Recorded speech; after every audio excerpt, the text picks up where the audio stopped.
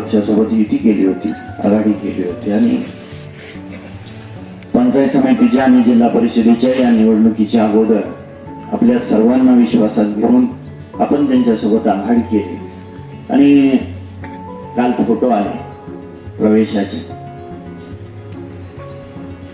ठीक आहे, अजून 2 वाजता निवड आहे.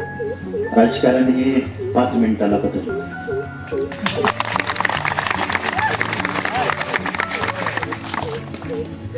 स्वर्गीय आबासाहेबांच्या विचाराने आपण चालत आलेलो आहे.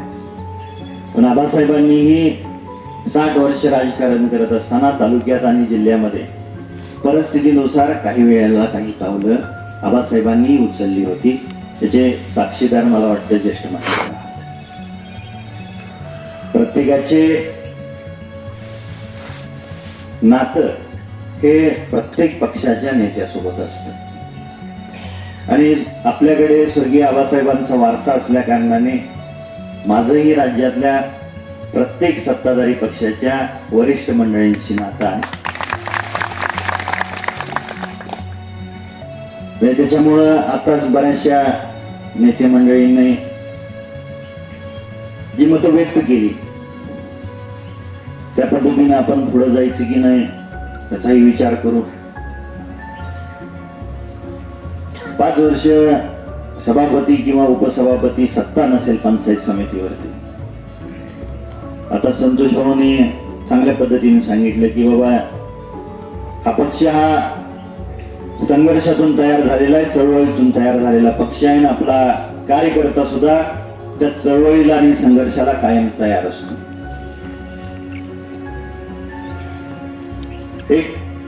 2 परिस्थिती अशा येतील. एक तर आपण 5 वर्ष विरोधात राहू आणि या तालुक्याला दाखवून देऊ की विरोधी पक्ष आणि विरोधी पक्षाचं काम काय असतं. 50 वर्ष आपल्याला जनतेने कळून दिला, आपण चांगल्या पद्धतीनं राजकारण केलं आणि गोरगरिबांची सेवा केली आणि 50 वर्षाच्या नंतर सुद्धा आपल्याला जनतेने आपल्या आघाडीला कळून दिला होता. काही कारणास्तव त्यांनी निर्णय घेतला असला तरी कोणावरही टीका करायची आपल्याला गरज नाही. राजकारणात घडत असतं. प्रत्येकाने उचललेली पावलं, टाकलेली पावलं ते त्यांच्या त्यांच्या परिस्थितीनुसार ती पावलं टाकत असतात आणि निसर्ग त्यांना त्या पद्धतीने विचार करायला होतो.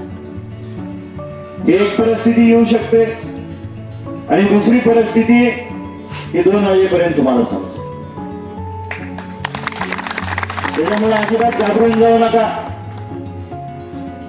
आपल्याकडे आमदारकी आहे आणि आमदारकीच्या जोरावरती आपल्याला या तालुक्यातल्या आणि मतदारसंघातल्या गोरगरिबांची सेवा करता येते.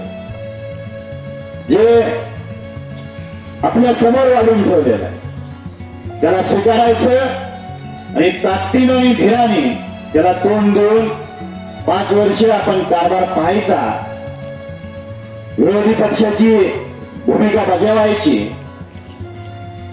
आणि पुढच्या 5 वर्षात आज आपण इतर शपथ घेऊया.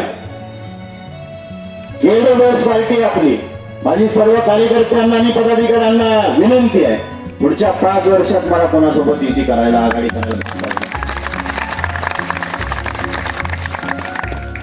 ग्रामपंचायतीच्या निवडणुका आहेत, त्या प्रत्येक गावातल्या परिस्थितीनुसार आपण सर्वांना विश्वासात घेऊन त्या निवडणुकीला सामोरे जाऊया. पण पुढच्या 5 वर्षांनी ज्यावेळेस पंचायत समितीची निवडणूक लढूया त्यावेळेस स्वबळाचा नारा देऊन लढूया आणि ताकदीनं पंचायत समितीवरती लालबावटा फडकून स्वर्गीय आबासाहेबांना श्रद्धांजली वाहूया. दुःख एवढ्याच गोष्टीच आहे की आबासाहेबांच्या निधनानंतर जी पहिली पंचायत समिती आणि जिल्हा परिषदेची निवडणूक होती आणि या पहिल्या निधनानंतरच्या निवडणुकीमध्ये सगळ्यांना वाटत होतं की ज्या पद्धतीने आबासाहेबांनी या पंचायत समितीवरती लालबावटा अबाधित ठेवलाय त्याच पद्धतीने आपण ठेवूया. पण परिस्थिती असती अजिबात घाबरायचं नाही. आपण आबासाहेबांच्या विचारांचे पायी आहोत. सत्ता नाही म्हणून अजिबात घाबरायचं नाही. आबासाहेबांनी 95 ते 99 पर्यंत आपण विरोधात होतो. 19 ते 24 पर्यंत परत एकदा आपण विरोधात होतो. पण जनतेने आपल्याला कौल दिला.